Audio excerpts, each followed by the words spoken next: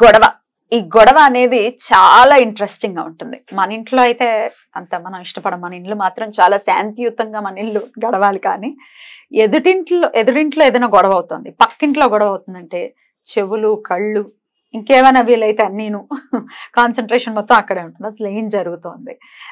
So ఈ గొడవని లేకపోతే ఈ ఒకంత గాసిప్స్ ని లేకపోతే అసలు పక్కింట్లో ఏం జరుగుతుందనేది తెలుసుకోవాలన్న క్యూరియాసిటీ చాలా మందిలో ఉంటుంది. ఏం చేస్తుంటారు వీళ్ళు, ఏం చేస్తుంటారు? ఇప్పుడున్న బిజీ లైఫ్ లో మేబీ అదేమైనా తగ్గిందేమో. కానీ ఇదివరకు రోజుల్లో మనం ఈ ఫోన్లు అనేవి లేనప్పుడు ఏదో ఒక వ్యాపకం రూపంలో ఇది బాగా అలవాటైన పరిస్థితి. అయితే ఇదే కాన్సెప్ట్ ని బేస్ చేసుకుని ఒకంత గేములని, ఆటలని, పాటలని అని యాడ్ చేసుకుని బిగ్ బాస్ అనే ఒక షో ఉంది. అది మళ్ళీ స్టార్ట్ అయింది. సీజన్ 8. ఎంతమంది ఏం మాట్లాడినా, మీలాంటి సోషల్ యాక్టివిస్టులు ఎంతమంది దాన్ని వ్యతిరేకించినా, ఖండించినా దాని పని అది చేసుకుంటూ పోతుంది. ఎలా చూస్తారు? మళ్ళీ స్టార్ట్ అయింది. 88 కూడా అయ్యేలాగుంది. మళ్ళీ స్టార్ట్ అయింది. చెప్పండి, what is your analysis on this? నేను డే 1 నుంచి బిగ్ బాస్ సీజన్ 1 స్టార్ట్ అయినప్పటి నుంచి నేను వ్యతిరేకిస్తూనే ఉన్నా. అసలు దీనిలో ఇంకా రెండో మాట లేదు. పైగా అసలు బిగ్ బాస్ హౌస్ వల్ల ఆ బిగ్ బాస్ ప్రతి కార్యక్రమానికి ఏదో ఒక ఏమంటాం దాన్ని, ఒక సమాజానికి పనికొచ్చేదో, మానసిక ఉల్లాసాన్ని ఇచ్చేదో, లేకపోతే నేర్చుకునేదో, ఇలా రకరకాలుగా ఏదో ప్రయోజనము కోణం ఉండాలి. కానీ ఈ బిగ్ బాస్ వల్ల దాదాపు 80 రోజుల పాటు బాహ్య ప్రపంచంతో సంబంధం లేకుండా ఒక 13 మందిని, 14 మందిని, లేదంటే ఒక 15 మందిని పెట్టేసేసి వాళ్ళల్లో వాళ్ళకి టాస్కులు ఇచ్చేసేసి వాళ్ళల్లో వాళ్ళు గొడవలు పడేటట్లు, అసలు గొడవ పడకపోతే వాళ్ళు ఎలిమినేట్ అవుతారు. సరిగా గొడవ పడటం రాకపోయినా ఎలిమినేట్ అవుతారు. గొడవ పడడంలో క్వాలిటీ కాదు, అసలు అక్కడ క్వాలిటీ చూడరు. ఎంత ఎక్కువ గొడవ పడితే. అవును, కానీ ఆ గొడవని జడ్జ్ చేస్తారు కదా మేడం. అదే నేను అనేది, ఆ జడ్జిమెంట్ కి క్వాలిటీ ఉండాలి కదా. క్వాలిటీ మీన్స్ అక్కడ ఏంటంటే అసలు మొత్తంగానే అది ఒక భ్రష్టు పట్టిపోయిన ఒక కాన్సెప్ట్. ఇప్పుడు మామూలుగా పాత రోజుల్లో ఒక సామెత ఉండేది, ఇడిసేసినోడు పేకాడుతుంటే అంతకంటే ఇడిసేసినోడు వచ్చి పేక ముక్కలు కలిపాడని. అట్లా ఇప్పుడు అక్కడికి చేరిన గ్యాంగ్ అంతా వాళ్ళే. ఎందుకు అనాల్సి వస్తుంది? ప్రతి సీజన్లో నుంచి బయటికి వచ్చిన తర్వాత కనీసం ఒక 2-3 ఏదో ఒక సీరియస్ క్రైమ్లోనో లేకపోతే చిన్న క్రైమ్లోనో సమాజం దృష్టిని ఆకర్షిస్తున్న వాళ్ళు ఉన్నారు. మీరు గమనించారో లేదు? ఫర్ ఎగ్జాంపుల్ సిప్లిగంజ్ ఉన్నాడు, పబ్ లో గొడవ పడ్డాడు. సాధారణమే కదా అది. అవునండి, పర్సనల్ ఇష్యూ కదా అది. Personal ego clashes. ఇప్పుడు ఆయన అక్కడ విన్నర్ అయ్యాడు, బిగ్ బాస్ విన్నర్ అయ్యాడు. బయటకు వచ్చిన తర్వాత కూడా నేను విన్నర్ని అంటే ఎవరు ఒప్పుకుంటారు? అలాగే డ్రగ్స్ ఇష్యూలో దొరికిన వాళ్ళిద్దరు ఉన్నారు.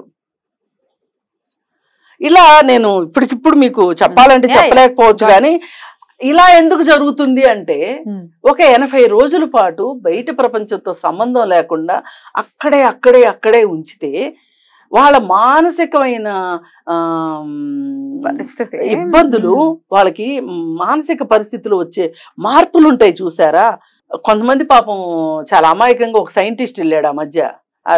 సైంటిఫిక్ టెంపర్ని నేను ఒక పెద్ద హేతువాది నేను ఒక ఆయన వెళ్ళాడు, వెళ్ళి మధ్యలోనే వచ్చేసాడు. అట్లా ఆయన ఏమనుకుని వెళ్ళుండొచ్చు, నేను 90 రోజుల పాటు నాకు దొరుకుతారు పిచ్చోళ్ళలాగా వీళ్ళందరినీ నేను హేతువాదులు చేద్దామని వెళ్ళుంటాడు. ఆయన బయటకు వచ్చేసాడు. అలా ఇప్పుడు ఇలా ఉంటాయి.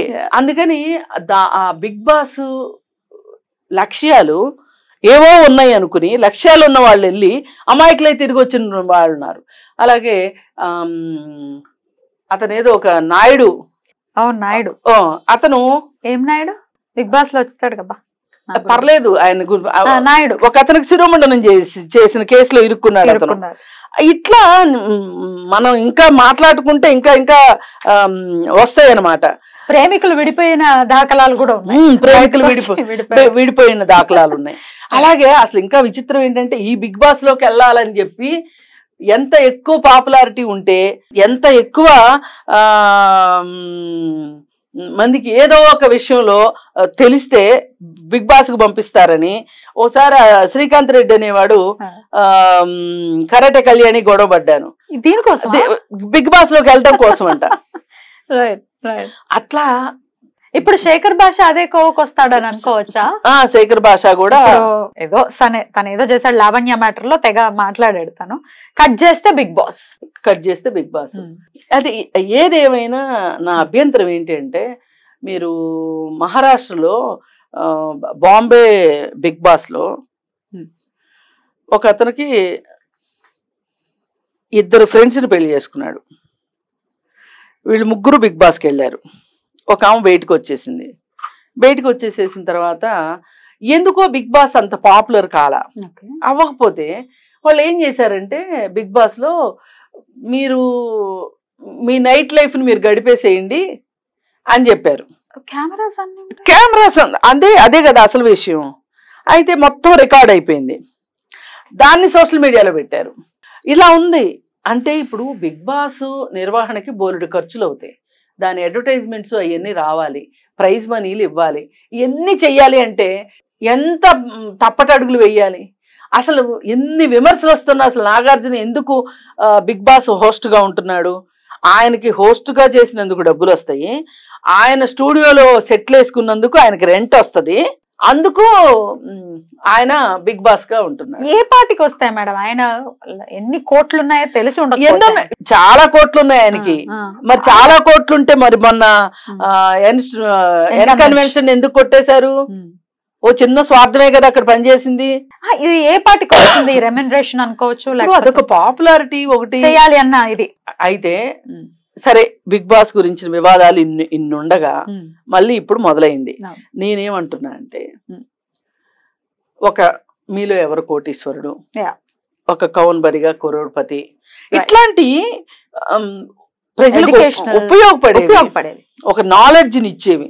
ఇప్పుడు చిన్న చిన్న ముక్కలది నాలెడ్జ్ అంటారా కాదా అంటే అది వేరే విషయం. కానీ ఒక ప్రతి మనిషి ఇన్వాల్వ్ అయ్యి ఒక ఇంట్రెస్ట్ తోటి చూస్తూ ఎంతో కొంత తెలియంది ఏదో తెలుసుకుంటున్నారు అనుకోండి, అది వేరుగా ఉంటది కదా. కరెక్ట్. ఇప్పుడు ఇక్కడ బిగ్ బాస్ లో తెలుసుకోవడానికి ఏమున్నది చెప్పండి. మరి ఆడియన్స్ పాయింట్ ఆఫ్ వ్యూ నుంచి చూస్తే, మీరు ఇప్పుడు ఎగ్జాంపుల్ ఇచ్చినట్టుగానే ఒక ఎమికే మీలో ఎవరు కోటేశ్వరుడికి వచ్చిన రేటింగ్ ని చూస్తే, అదే నాగార్జున హోస్ట్ ఒక బిగ్ బాస్ వచ్చిన రేటింగ్ ని చూస్తే అసలు ఎక్కడ సంబంధం ఉండదు. జనాలు విపరీతంగా కోరుకుంటున్నారు అనేది వాళ్ళ మాట. ఇప్పుడు యాజమాన్యం చెప్తున్నటువంటి బిగ్ బాస్ ని కోరుకుంటున్నారు, బిగ్ బాస్ ని చేస్తాం. మీలో ఎవరు కోటేశ్వరుడు కోరుకుంటే మీలో ఎవరు కోటేశ్వరుడిని చూపిస్తాం అనేది యాజమాన్యం చెప్తుంది. దీన్ని ఎలా చూస్తారు? అవునండి, కరెక్టే మీరు అనేది. ఇప్పుడు మీరు ఇవే ఇస్తూ ఇవే కోరుకుంటున్నారు జనాలంటే ఎట్లా? మార్పు తీసుకురావచ్చు కదా. ఇప్పుడు జబర్దస్త్ గురించి మాట్లాడుతున్నాం, అది వెకిలిగా ఉంది, ట్రాన్స్జెండర్స్ ని బాధ పెట్టేలాగా ఉంది. పైగా దానిలో వేస్తున్న ద్వంద్వార్థపు మాటలు, ఆ జోకులు చాలా మురికిగా ఉంటున్నాయి. పైగా ఎంతసేపు ఒక భర్త భార్యను కొట్టడమో, భార్య భర్తను కొట్టడమో ఆ విధంగా ఉంది, బాగలేదు అని చెప్తున్నాం. అయినా అదే వస్తుంది. మరి రియాలిటీ షోస్ పేరుతోటి వచ్చే షోస్ చాలా చెత్తగా ఉంటున్నాయి. ఇప్పుడు ఈ మధ్య కిరాక్ బాయ్స్, కిలాడి గర్ల్స్ అని చెప్పి ఒక ప్రోగ్రాం వచ్చింది. ఇవన్నీ కూడా ప్రజల మనసుల్లో ఏ విధమైన ఇంపాక్ట్ చూపిస్తాయి. పైగా ఇంకొక బాధ ఏంటి అంటే, ఇవాళ ఒక సినిమా రిలీజ్ అయింది అనుకోండి, దానికి సినిమా బాగలేదు అనుకోండి, సెన్సార్ సర్టిఫికెట్ ఇవ్వదు. అథవా ఇస్తే కూడా ఏ సర్టిఫికెట్ ఇచ్చింది అనుకోండి, 18 years లోపు పిల్లలకి టికెట్లు ఇవ్వము అంటారు. అంటే ఒక రకంగా పెద్దవాళ్ళ సినిమా పెద్దవాళ్లే చూసేటట్లుగా ఒక ఏర్పాటు జరిగింది, సంతోషం. కానీ ఆ తర్వాత వచ్చిన మార్పు ఏంటి? ఇప్పుడు ఓటీటీలు వచ్చేసినాయి. ఇంకేముంది ఇక్కడ? అన్ని ఇంట్లోకి వస్తున్నాయి. అన్ని ఇంట్లోకే కాదు, ఫోన్లోకి కూడా వచ్చేస్తున్నాయి. ఈ రియాలిటీ షోస్ కూడా అంతే కదా, నట్టింట్లోకి వచ్చేస్తున్నాయి. ఇప్పుడు చాలా మంది ఇళ్లలో పరిస్థితి ఏంటి అంటే, చాలా దిగువ మధ్య తరగతి వాళ్ళు కూడా ఇవాళ టీవీని అఫోర్డ్ చేయగలుగుతున్నారు. ఒకప్పుడు ఊరు మొత్తానికి ఒక 10 టీవీలు ఉంటే చాలా ఎక్కువ, పిల్లలందరూ దూరదర్శన్ ఒకటే వచ్చేది, టీవీ ఉన్నోళ్ళ ఇంటికి వెళ్ళి టీవీ చూసేవాళ్ళు. ఇప్పుడు అట్లా కాదు కదా. మన వాచ్మెన్లు ఉంటారు, మన అపార్ట్మెంట్ లో వాచ్మెన్ ఇంట్లో టీవీ ఉంటుంది. ఉంటుంది. వాళ్ళు ఉండేది ఒక రూమ్ లో, అదే వంటగది, అదే బెడ్రూము, అదే చదువుకునే రూము, అదే టీవీ రూము, అన్ని అదే కదా. ఇప్పుడు చచ్చినట్టు పిల్లలు చిన్నోళ్ళైనా పెద్దోళ్ళైనా ఒక ప్రోగ్రామ్ చూస్తున్నారంటే అందరూ కలిసి చూడాల్సిందే. మధ్యతరగతి కుటుంబాల్లో కూడా అంతే కావచ్చు, కాకపోతే అందరూ కలిసి హాల్లో కూర్చొని చూస్తారు, ఇక్కడేమో అన్ని కలిపి ఒకటే దాంట్లో చూస్తారు. అయితే ఈ ఇంపాక్ట్ ఎంత పడుతుంది పిల్లల మీద? మనం పిల్లల గురించి కదా ఆలోచించాలి. నేను ఎప్పుడైనా మాట్లాడేది స్త్రీలు పిల్లల గురించే నేను మాట్లాడతా. ఈ పిల్లల పరిస్థితి ఏంటి అసలు? ఎంత క్రైమ్ ఓటీటీల్లో, ఎంత క్రైమ్ వెబ్ సిరీస్లో, అసలు వాటికి సెన్సారే లేదు, ఒక నియంత్రణ లేదు. ఈ టీవీ షోస్ విషయంలో కూడా నియంత్రణ లేదు.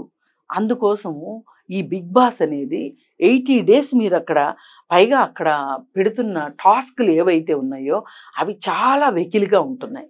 వాళ్ళు వేసుకుంటున్న బట్టలు, వాళ్ళు ఆడుతున్న ఆటలు, ఇవి ఇప్పుడు మహారాష్ట్ర విషయం మేము చెప్పాను కదా, అది ఎందుకు చేశారు ఆ పని అంటే బిగ్ బాస్ ఓనర్సే చేశారు. ఇది ఎందుకు చేశారు అంటే బిగ్ బాస్ ఎక్కువ మంది చూడట్లేదంట, అది చూపించటం కోసం అది బయటకు వచ్చింది. అందుకని మనం మామూలుగా మన దేశంలో వాళ్ళందరూ ఏం చెప్తారు, అసలు మనది చాలా గొప్ప నాగరికత, గొప్ప సంస్కృతి, అసలు పాశ్చాత్య సంస్కృతి మనం దిగుమతి చేసుకోకూడదు, అది ఇదని అంటాం. అలా అనేవాళ్ళవి. ఇది అసలు యాక్చువల్గా మొదలైంది నాకు గుర్తున్నంత వరకు యూకేలో, వేరే కంట్రీ, బిగ్ బ్రదర్ పేరుతో వచ్చింది. మనం ఎందుకు దిగుమతి చేసుకోవాలి? మన దేశానికి తగ్గట్లుగా మనం ఎందుకు ప్రోగ్రామ్స్ని ఇది చేసుకోలేము? అలాంటప్పుడు మరి కేంద్ర ప్రభుత్వం ఇన్వాల్వ్ అయ్యి అసలు ఇది మన సంస్కృతి కాదు, మన సంస్కారము కాదు అని ఇన్వాల్వ్ అవ్వాలి ఇట్లాంటి షోస్ పట్ల. అలాగే రియాలిటీ షోస్ వీటి మీద ఒక నిబంధన వాళ్ళైతే పెట్టాల్సిన అవసరం ఉంది. ఎవరికి వాడిపోని ఎవరూ చేయట్లేదని అంటే మార్పు మన నుంచే మొదలవ్వాలి అనుకుంటే మనకు కూడా మన జీవితాల పట్ల ఒక బాధ్యత ఉంది. కాబట్టి ఇది మనకు అవసరమా కాదా? 80 రోజులు మనం కేటాయించాల్సిన పని ఉందా లేదా? మన ఫోన్ లో మనం వాళ్లకు ఓట్లేస్తే మనకు వచ్చేది ఏంటి అనేది మనకి. అసలు న్యూస్ ఎంతమంది చూస్తున్నారు చెప్పండి? న్యూస్ చూడడం మానేశారు. న్యూస్ చూడడం అనేది అదేదో ఒక వెనకబడిన తనం అనుకుంటున్నారు. న్యూస్ పేపర్ చదవటం ఒక వెనకబడిన తనం. 24 గంటలు ఫోన్లో ఏది వస్తుందా అని చూసుకోవటం. అసలు న్యూస్ చూడటం అనేది పోయింది. ఒకప్పుడు 7 గంటలకు న్యూస్, 8 గంటలకు న్యూస్, 9 గంటలకు న్యూస్ చూసి మధ్యలో టైంలో సీరియల్స్ చూసేవాళ్ళు తప్పితే ఇప్పుడు అసలు ఇన్ని ఛానల్స్ అయిపోయిన తర్వాత న్యూస్ అనేది లేదు. ఇప్పుడు చాలా క్రైము మహిళల పట్ల, పిల్లల పట్ల జరుగుతున్న క్రైమ్కి ఈ సోషల్ మీడియా కారణము, ఈ స్మార్ట్ ఫోన్ కారణము అనేది వాస్తవం. అందుకోసమే మనము ఇట్లాంటి మనం ప్రోత్సహించవద్దు అనేది ప్రభుత్వాలు కూడా మేల్కోవాలని నేను కోరుకుంటున్నాను.